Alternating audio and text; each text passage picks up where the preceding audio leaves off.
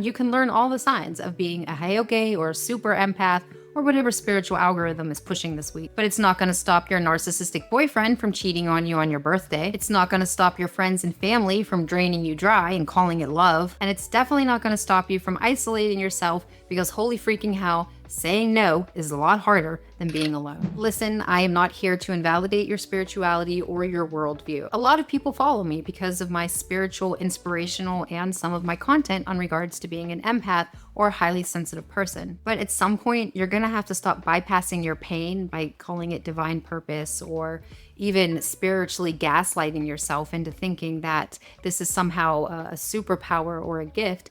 And it really isn't if it's causing you pain. In this video, I want to talk about the psychology of being an empath and why you may feel responsible for other people's emotions. Recently, I was having a conversation with someone and he challenged my worldview, or he challenged the idea that empathy can't really exist. Empathy being defined as being able to feel another person's pain. He said that empathy can't really exist because you can't really experience another person's pain because you can't really experience what another person has been through. So after reflecting back on our conversation, because he was right, I thought it would be a great idea to just explain a little bit of a different perspective or open up that conversation of what psychology might be looking at when we're looking at like empaths or highly sensitive people. So let's break down the definitions between sympathy and empathy. So sympathy is feeling for someone, but sympathy is more associated with having some sort of emotional disconnect or holding someone at an emotional arm's length. You can watch somebody in pain and suffering,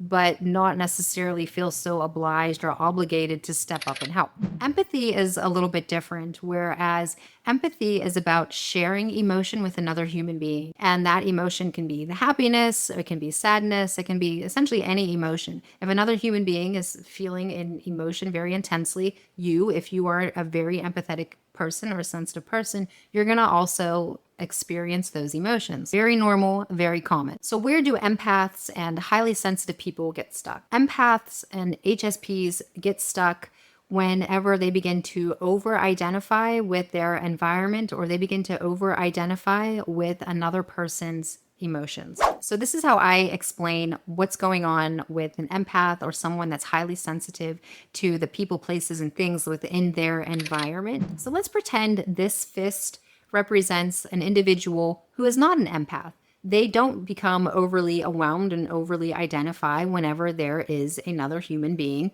this fist, in the environment. These two people can come together and have a sense of shared connection, but also a sense of individuality. There's a clear distinction there within these two people's worldviews and their experiences. So that's the experience of a majority of people, but that is not the same for an empath. That is why empaths or highly sensitive people are looked at to be so rare, because we're having a different experience whenever we're encountering our other people in our environment. And it goes like this. Okay, so here's the empath. Here's somebody else, anybody else. Whenever the empath comes in contact with another human being, and depending upon how emotionally charged this human being is, or what's ever going on with this human being, this empath is going to take on what this other human being is feeling. Let's just say there's more than one person in the environment. The empath or the highly sensitive person is taking in all of it. This is why some empaths or highly sensitive people don't like being in crowds, or they feel like they're taking in so much energy. What's going on with this empath and other people is that they're absorbing all of it. They're taking it in. It really makes a person feel confused. Sometimes it's difficult for the individual to stay present. They might be checked out. It's why it's easier for the empath and the highly sensitive person to just be like, well, I'm not feeling like myself anyway. Let me just go ahead and focus my attention on the other person. Okay, so now that I have my notes, let's talk about the psychology behind what's actually going on whenever an empath is feeling eclipsed by somebody else or somebody else's emotions or their environment. So the first question that we have to ask ourselves is whether or not this is something that is a conditioned response, or is this like a spiritual gift of some sort? And psychologically speaking, this is not a spiritual gift of some sort. This is a conditioned response. And what we see typically with people and individuals who feel like they are too highly empathetic, too sensitive, is that, yeah, there's very distinct issues and problems in their life, and it always revolves around relationships of some sort. It's not uncommon that empaths will be in narcissistic and toxic relationships where individuals will just take advantage of their empathy. And this can be romantic partnerships. It can be being taken advantage of at work. So your boss asking you for more favors because you can't say no. This can be friends and family asking for money, asking for favors, even though it's at an inconvenience for you. Not only that, most of the time, empaths and highly sensitive people have issues with boundary setting.